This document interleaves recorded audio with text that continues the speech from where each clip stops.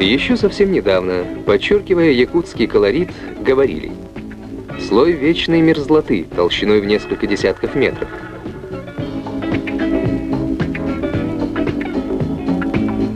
Теперь даже за рубежом говорят и пишут: в несколько десятков метров слой нерюнгринского угля.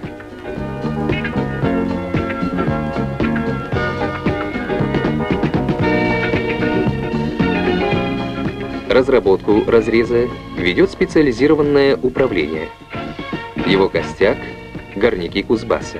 Начальник управления Леонид Леонидович Кузнецов, тоже кузбассовец.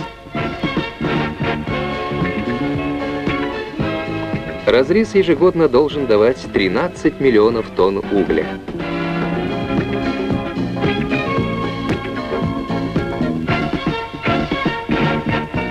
Южно-якутский уголь уже стал весомым вкладом в промышленный потенциал страны.